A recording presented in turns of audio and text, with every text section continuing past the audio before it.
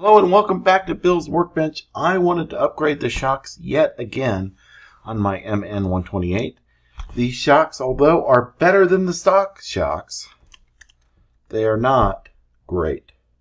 They're not super or duper. They're just adequate. The reason they're adequate is because they leak. As with most RC shocks of this magnitude. And that's because I didn't put them together right. You can see I have a little nubbin that's popping out here. But, you know, it's not that I didn't put them together right. They're just not a great design. The other thing is these don't give me much travel going in the upwards direction. You can see it's, you know, it's just not. It's not there. So I thought, let's give these shocks a try. These are from our friends in Arjona. It's not sponsored. And these shocks are, they were advertised at 70 millimeters, but they're actually 72 millimeters center to center. These shocks are much shorter than that.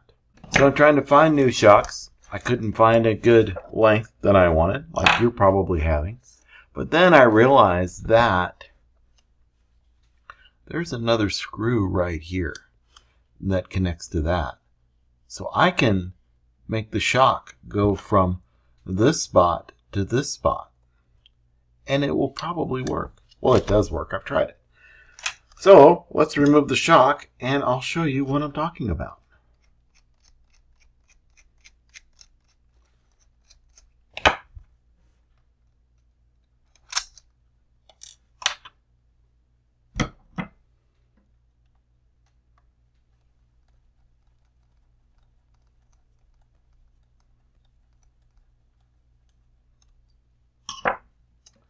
Alright, this shock is shorter, and it is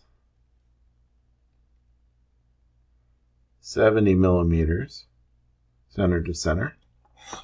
This one's about 72. Alright, before we get this mounted, pay no attention to this, we want to put the shock oil in. To do that, I will loosen up the top and see if that's how you put it in. And yes, that's how you put it in. I'm going to put 20 weight shock oil in here.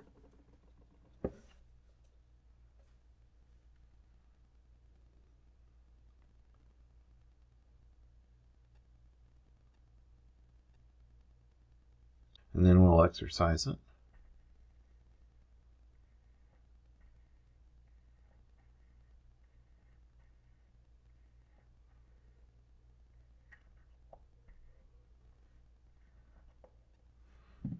Just a small smack or more in there.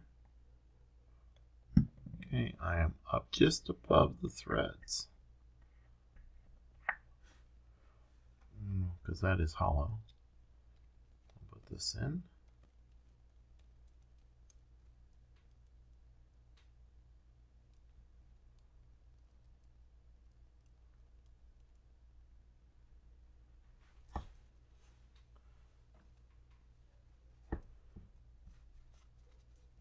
Alright, now that that's done, let's get this shock mounted.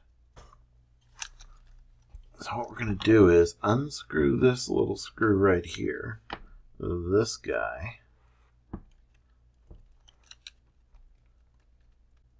and you could probably get by with not replacing it, but I'm going to replace it with an M 2.5 by 25 millimeter, and I'm going to use a couple nuts on there to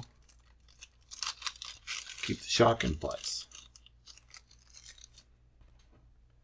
So this is going to go this way, go in like that. This nut is going to go here.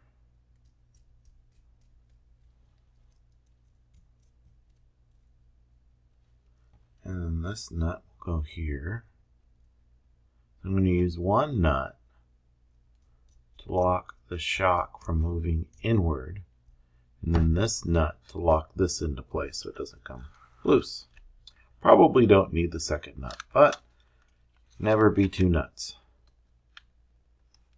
And this needs a 2 mil hex wrench, and we'll get it so that it is centered about where it sits in the plumb bob state.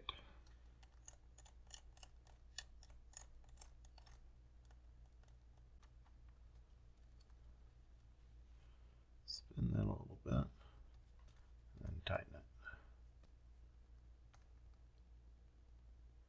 There we go. Then I can tighten this. And if we look at the plumb bob, what I'm talking about, you can see how when it's level, I want that to be level as well. At least that's what I think I want. These just fit inside there. So that is good.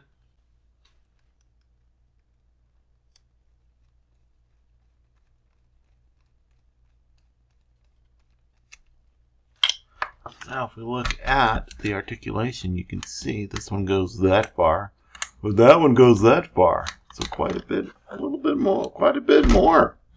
Yeah. I'm going to now mount the other three, and I'll be right back with you. All right, I got it all together. What did I learn? A few things. One, needed a 30 millimeter bolt to get that in there to be straight.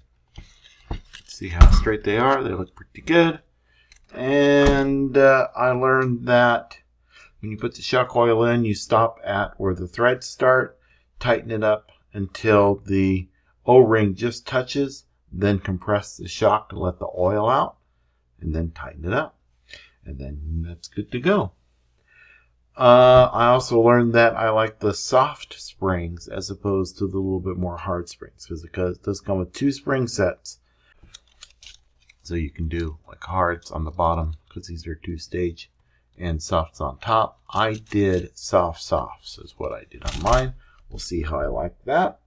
And yeah, that's what I did. The ones that come with it already on are the hard springs, so you have to swap the springs out. But yeah, I am getting a lot more travel going upwards than I was before. So that is good, and I'm not hitting anything. So that is good as well. Yeah, it's bottoming out on the shock. These do have an O-ring in them at the bottom here. I don't know if you can see that O-ring or not, but there is an O-ring there. And you can take that out if you want even more travel. I have not taken the O-ring out yet. I'm going to leave them in to see how it does. So let's throw the body and the battery on there, and let's see how it performs.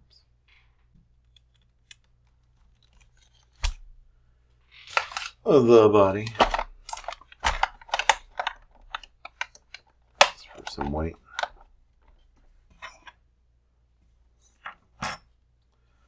And oh, good. Good clearance. Yeah. I'm happy with that.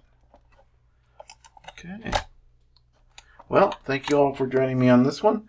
I'll have a link to these shocks at the bottom if you want to pick up some of these shocks for your own MN128. These seem to be better than the other ones.